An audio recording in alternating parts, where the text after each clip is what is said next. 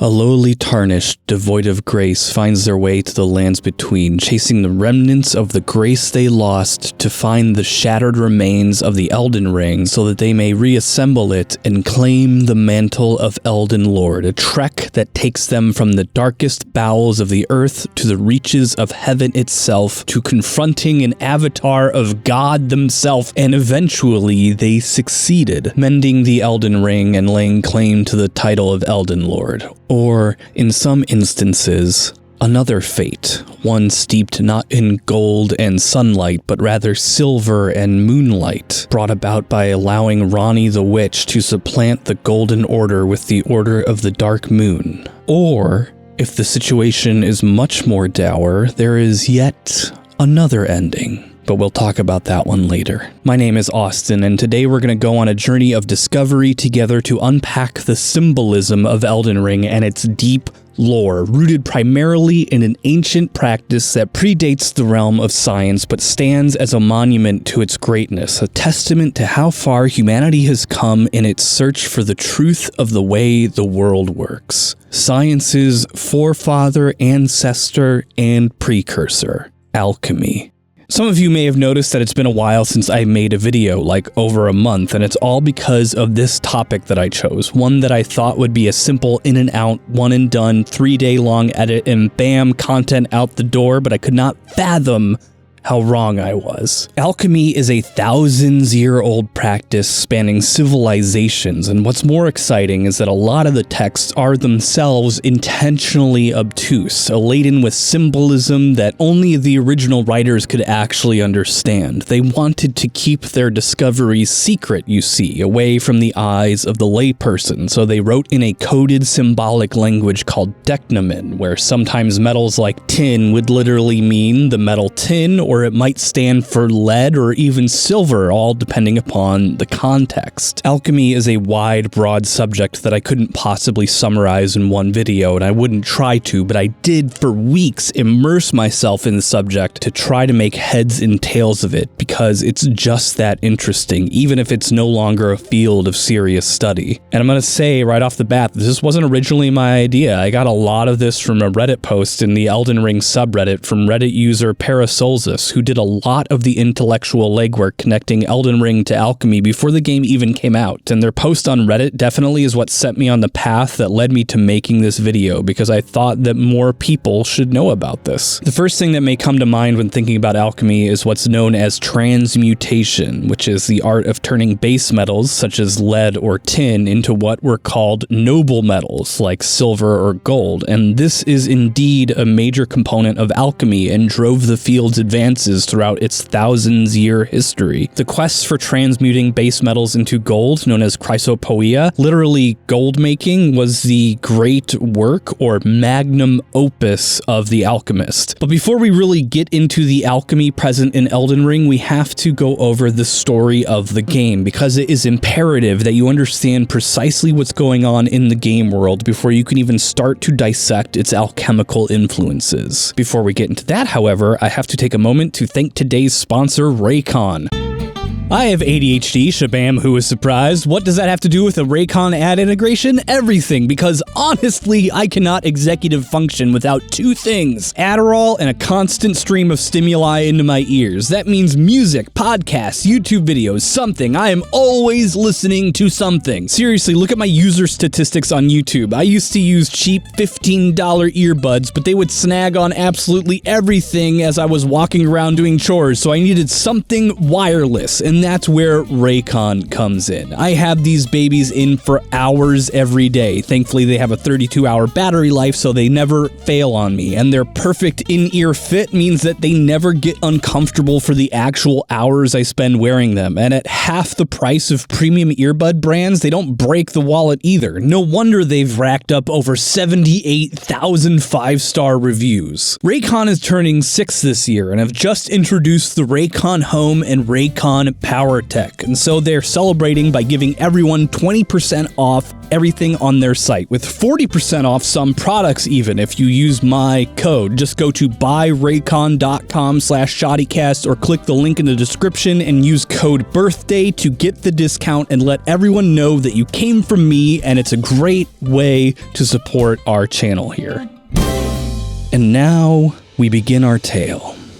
An age ago, a golden star fell into the lands between, sent by the outer god known as the Greater Will, bearing with it a great beast that shone with the brilliance of the constellations above. This beast then became the Elden Ring, a series of runes that represent the interlocking rules that govern reality. It is known that the Elden Ring can adhere itself to a person, a vessel for its power and rule of law, gifting that person with great power and authority, but also in turn binding them to the Greater Will's ambition. These people are known as Empyreans, and they are very rare indeed. One such Empyrean came forward to claim the Elden Ring as hers, the Numen woman Marika, and in so doing she became a queen and a goddess in one, free to shape the world as a vessel of the Elden Ring. The Elden Ring dictates the rules that govern the world, including life and, crucially, death. Marika sought to see a world free of destined death, the very weapon wielded by the gloam-eyed queen who would see the gods themselves fall to her black fire. So Marika the Eternal plucked free the rune whose dominion was death itself and gave it to her shadow Malekith so that he might act as steward to guard from the world all those who would covet the power of death itself. And so the people of the lands between were rendered immune to the effects of death's looming grasp, forever bound by the century of Marika's shadow, and the Golden Order was born. A shadow is a half-wolven, shadow-bound beast assigned to every Empyrean by the two fingers, vassals of the Greater Will's presence in the land. Below the world, life itself trembled and boiled in the crucible, a source close to the very form of nature itself. It was here that all life blended together as one, and the humans of a great diversity of type and kind were born in its influence. But the Greater Will, and by extension Queen Marika, sought to begin an age anew, an age of order, prosperity, and grace. And so, from out of the crucible, they birthed the erdtree, and the age of grace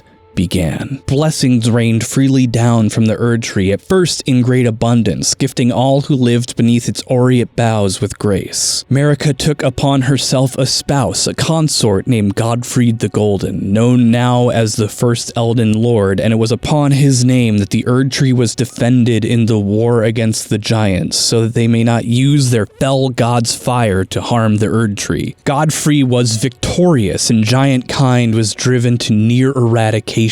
Marika bore at least 3 children into what was to be called the Golden Lineage: Godwyn the Golden and the twin omens, Morgott and Moog. Omens are creatures that are born outside the grace of the erdtree and carry vestiges, traces of the crucible from which the erdtree was grown. Horns, feathers, and tails mark these beings, once thought divine in the era of the crucible, were now an infelicitous attestation of the minds of the people of the lands between. Omen children have their horns effaced, often to fatal effect, but those born of royal bloodline, and yet more so those born in the golden lineage, were allowed to keep their horns, but were secreted away in the darkest places of the world, to be hidden and forgotten. Those that yet live are ever hunted by the omen killers, who wield cleavers forged with amputated omen horns and bear masks depicting demons so that they might haunt the nightmares of the omen-born kindred. For a time, the world and the golden lineage prospered, and Queen Marika had champions too to sustain the fight for the erdtree. Her paramour Godric, and yet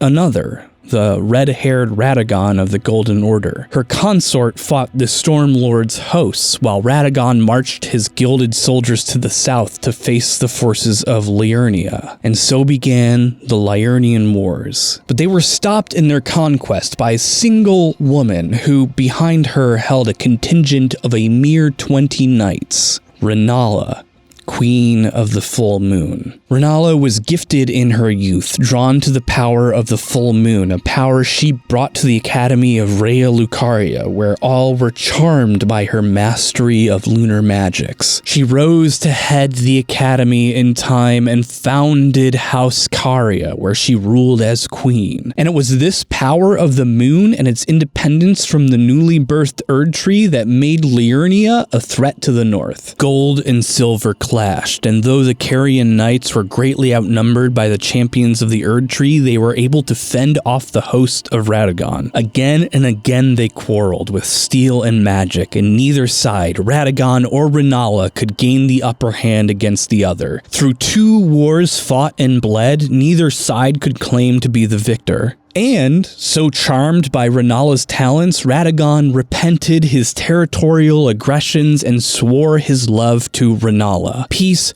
prospered in Liurnia then, as the two were wed together in a union of silver and gold. So smitten was she that Rennala bore Radagon 3 children, Radon, Rykard, and Ranni. Meanwhile, Godfrey fought to defend and establish the erdtree against all that would threaten it, and he found victory swiftly and efficiently. As the very last foe that would stand against the erdtree fell to Godfrey's axe, a change came upon him. The golden hue of his eyes, once vibrant and divine, faded, along with those of the golden host. As they returned to Leyndell, they found Queen Marika with a grim look upon her face. My lord, and thy warriors, I divest each of thee of thy grace.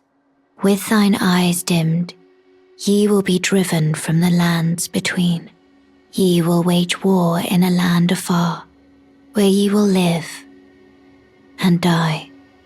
And as such, the first of the Tarnished were born, diminished and graceless, and left the lands between with the first Elden Lord, though an Elden Lord no more, for the land beyond the fog. And Godfrey took upon himself a new name as chieftain of the Tarnished, Horalu, Warrior.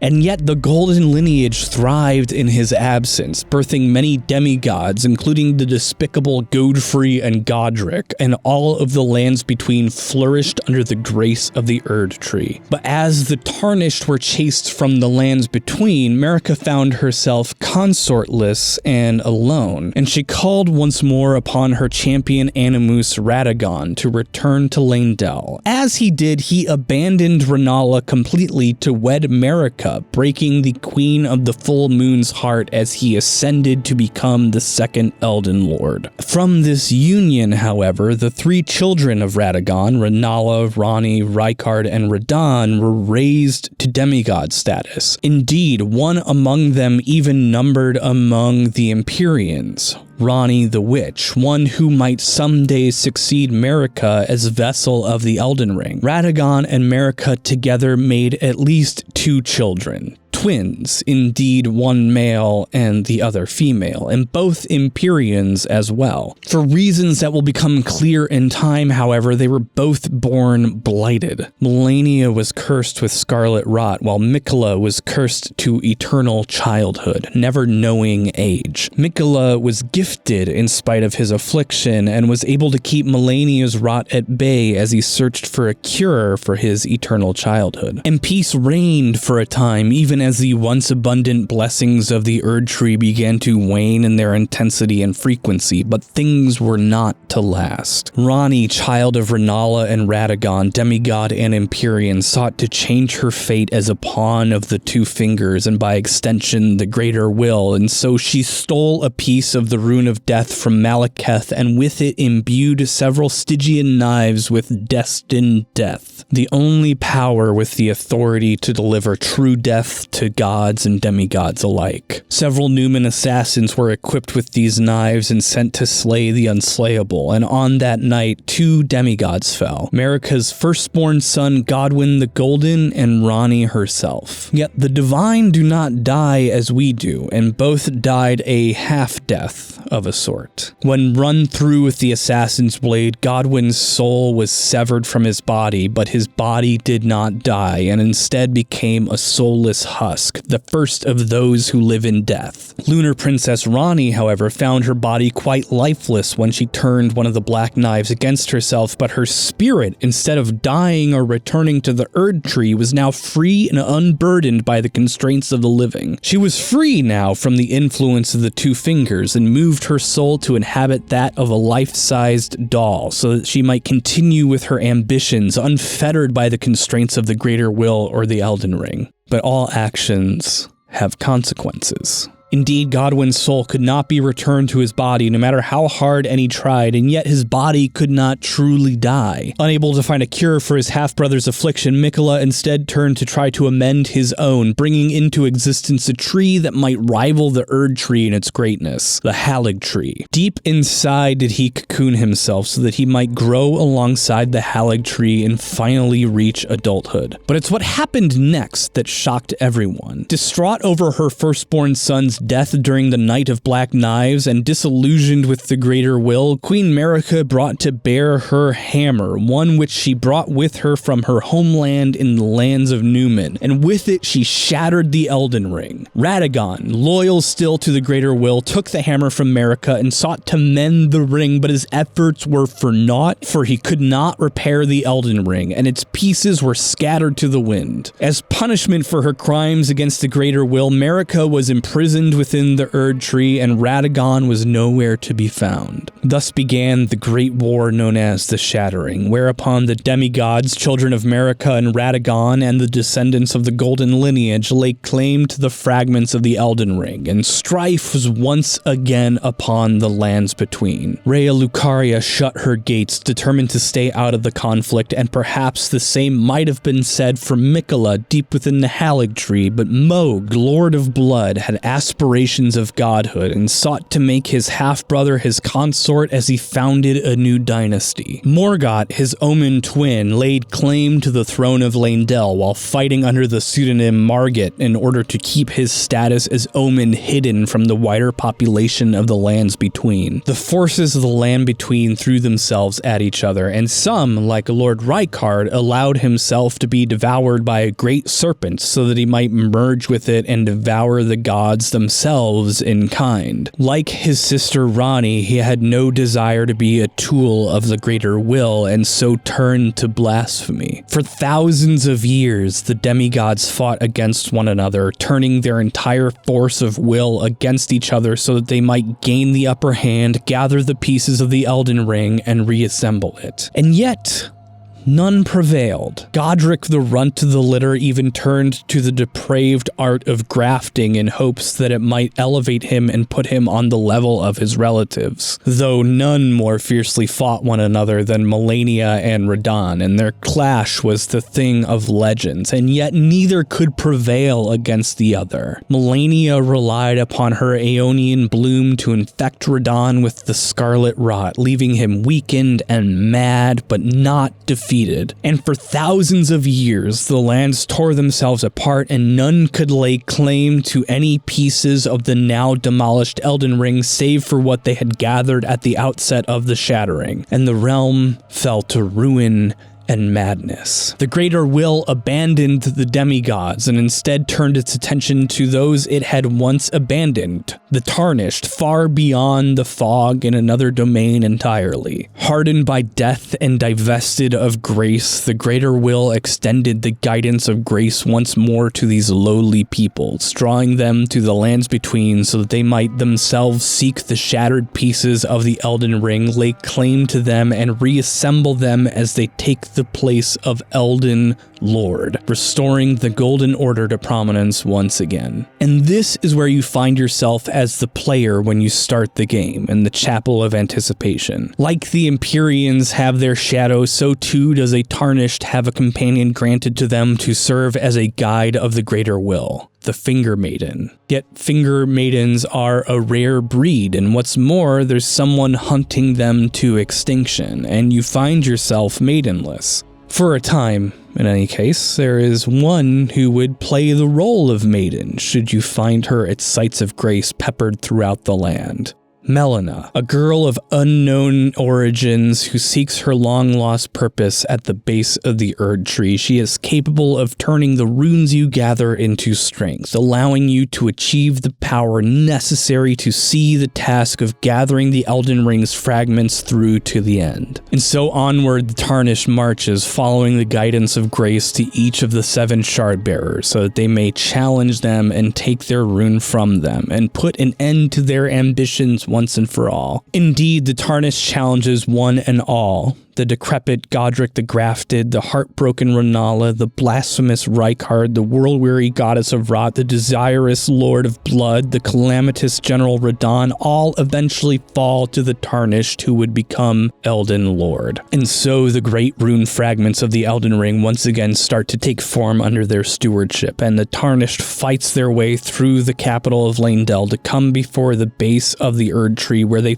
find Morgoth, the Omen King of the Lands Between, who has taken the throne in his mother's absence. It is very likely that he kept his identity a secret from all but his closest consiglieres, hence why his battlefield moniker is Margit the Fell Omen. This demigod stands between the Tarnished and the erdtree, and by extension Elden Lordship, so he must be felled. And he is, and the Tarnished claims his great rune as a prize. Then they make a discovery. The erdtree has blocked entrance to its innermost core with a wall of impenetrable thorns. In order to get past them, Melina suggests committing a cardinal sin, the burning of the erdtree, so that the thorns may wither away and allow passage to the goddess Marika. To do this, the Tarnished must travel beyond the Forbidden Lands to the mountaintops of the giants and defeat the sole living fire giant, so they may stoke the fires of the fell flame. Melina makes herself kindling for this flame, and the erdtree burns, but there is one more task the Tarnished must accomplish if they are to claim the title of Elden Lord. They must release the rune of death, so that the gods may once again fall. So they travel to Farum Azula and confront Malekith, bearer of destined death, and defeat him, and once more, finally, death kisses the Lands Between. Mortals will once again fall in the great cycle of life and death, and the gods themselves are vulnerable to its reaching effects. Erdtree burning to cinders, the Tarnished returns to the ash-laden capital and to the base of the erdtree, but finds their way blocked once more. The first Elden Lord and first among the Tarnished has finally returned to lay claim to what was once his. Yes, just as the Tarnished themselves has followed the guidance of grace, so too has the first among their kind, Godfrey, Hourigan, warrior and king, to secure once again his place as Marika's consort and to take the rune fragments from the defeated corpse of the Tarnished, as a crown is warranted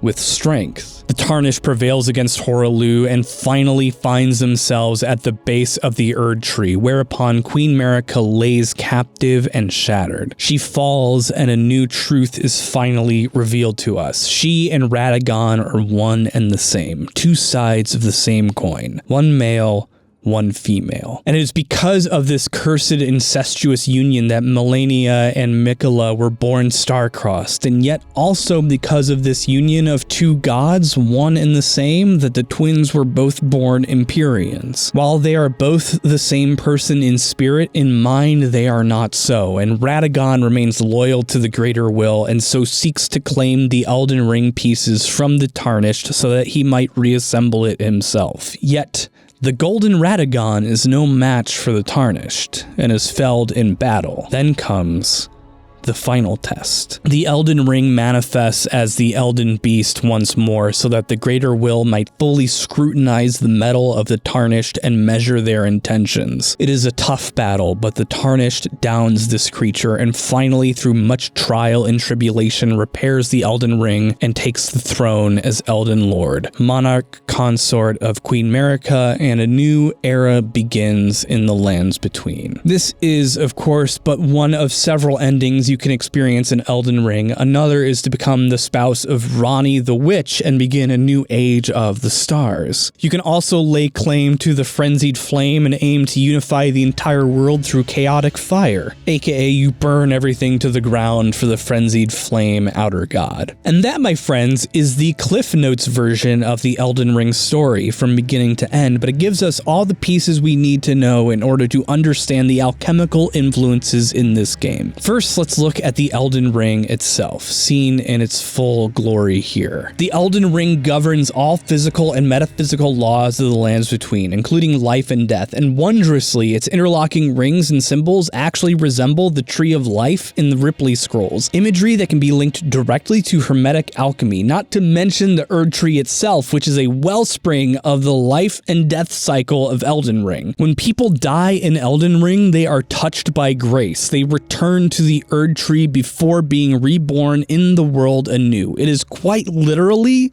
a tree of life. But there's more. Actually, a lot more, but let's talk about the magnum opus first. The magnum opus, or great work, was the alchemical term used by practitioners to describe their attempts to create the Philosopher's Stone out of what they called the prima materia, or prime matter. Prime matter was the stuff that made up all other stuff. Specifically, at certain points in history, they believed that all metals and all substances were fundamentally made out of sulfur and mercury in varying amounts and quantities. This made sulfur and mercury fundamental elements in the minds of alchemists, though sometimes they also included salt as a prima materia, all depending upon time and region. Therefore, you could take any substance in theory and turn it into any other if only you underwent the proper process. There were 7 metals in the world of alchemy: the noble gold and silver, and the base mercury, copper, iron, tin, and lead, each of which was associated with a planet in astrology. Similarly, the sun, moon, Mercury, Venus, Mars, Jupiter, and Saturn in kind. Alchemists believed in the process of purification, which classically took 4 steps named after the colors substances would be after undergoing the alchemical process: Negredo, blackening; Albedo, whitening; Citrinitas, yellowing; and Rubedo, reddening. The final stage before the base metals fully transformed into the Philosopher's Stone, which could, in theory, turn any base metal into gold. This would be done by the manipulation of what some alchemists called corpuscles. During the first 3 stages, imperfect corpuscles were stripped away from a substance, while perfected corpuscles were introduced to heal the base metal into a more perfected substance like silver or gold. Metals were healed with medicines. In this way, the Philosopher's Stone was considered a perfect universal medicine, not just for metals, but for humans as well, being capable of rejuvenating the old and curing the sick, essentially becoming an elixir of eternal youth. In this way, the Elden Ring is the Philosopher's Stone, something that can shape the universe to the whims of the wielder. Indeed, Marika does this when she removes the Rune of Death, just as one might remove a corrupted corpuscle from lead, and this was when the Golden Order was created. There's a great deal of gendered symbolism in alchemy too, with the masculine sun and the silvery feminine moon. The sun is associated with gold and silver with the moon. Gold, the masculine sun, and silver, the feminine moon, which together made up the noble metals and the most pure forms that prima materia could take. Do we know of a golden male and a silvery female moon that married together? I think we do, but it gets even more wild because we know that Raycon and Marika are technically the same person, right? A male and a female that are simultaneously the same but different. This mirrors the Rebis, which is the end product of the alchemical magnum opus. After going through all the stages of putrefaction, opposing qualities like dry, hot gold and wet, cold silver are separated before finally being unified once more, forming the Rebis, which is symbolized as the unification of sun and moon, male and female, a human person that is both male and female simultaneously. Just like Raycon and Marika. And Marika is the vessel of the Elden Ring, which is the Philosopher's Stone. It's almost too perfect. She gains the Rebis quality when she herself becomes becomes the Elden Ring. And then there's the Tarnished. In Elden Ring's promotional art and in the network tests, the Tarnished is often shown wearing a raging wolf armor set, the armor that is worn by Vargrim the Bloody Wolf, and one of the first Tarnished to visit Round Table Hold. In Alchemy, there is a wolf symbol, because of course there is, and it's associated with lead, known as lupus metallorum. And alchemist Paracelsus says that it is known as the white lead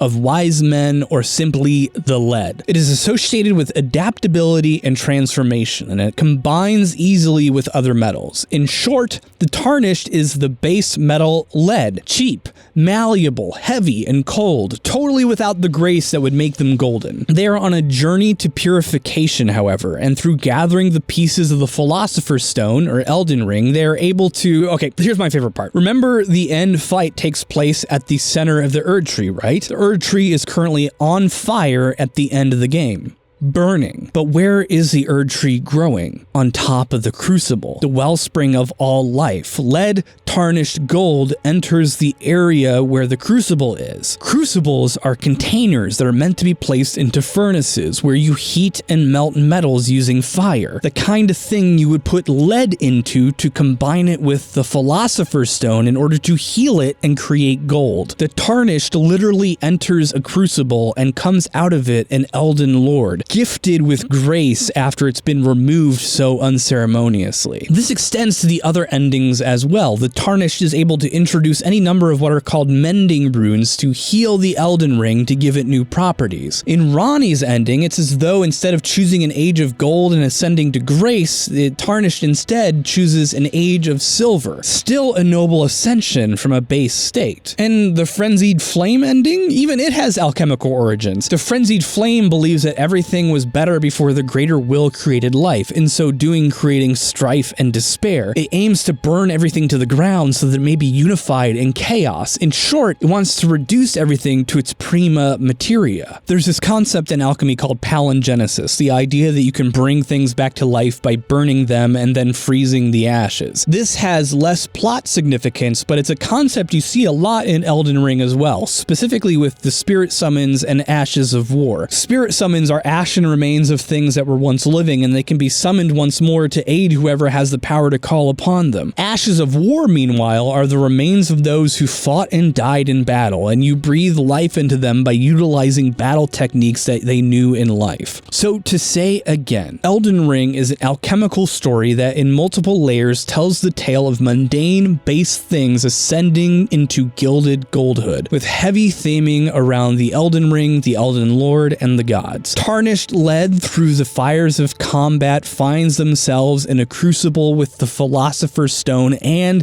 in a final test of transmutation, arises as a golden lord. There's actually a lot more to dig into here. I'm not even remotely kidding when I say I'm just scratching the surface of the subject here. I didn't even talk about the fingers or how Raycon resembles the Ouroboros and how that ties into the alchemical idea of the all is one. And I didn't even talk about Carl Jung and his alchemy stuff and the shadow and the animus and the anima. And if you want to dig deeper into this subject, I've got some links in the description to the original Reddit thread, which is a bit outdated because it's based on pre-release information, but it's still a great place to start. Wow, holy cow, this is going to be my longest video I've ever done. I'm pretty sure.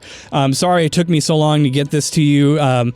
Just got a lot going on, and this video was a lot, and I just barely scratched the surface. I hope I got you interested in alchemy as an academic study. It's all bunk. It doesn't work. There's no such thing as turning lead into gold without nuclear fusion. But I mean, as an intellectual and thematic and literary thing, it's very, very fascinating. And I have to put out a personal thank you to my Patreon patrons who are patient and endearing, and I love them, and they make sure this show happens in spite of everything that may go down. This show, channel, everything will still happen because of my Patreon patrons who are amazing. So I have to throw out a personal shout out to Sean Lude, M. Lopez, JDubs97, Dr. Vem, Ronald Coleman, Alan Hagers, Edit AMTP, Marissa Resnick, Nick Patterson, and Loretta Mazurf. I am going to go... Well, I'm going to go edit this video, as I usually say. Have a good round of applause for Tanya. Tanya's coming back to help me with this video. We're doing well off enough to get Tanya back. So, woohoo, Tanya! So I guess Tanya's going to go edit this. I'm going to do the audio. She's going to do the main editing. I might end up helping her. We'll see how it goes. Long-ass video. Bye!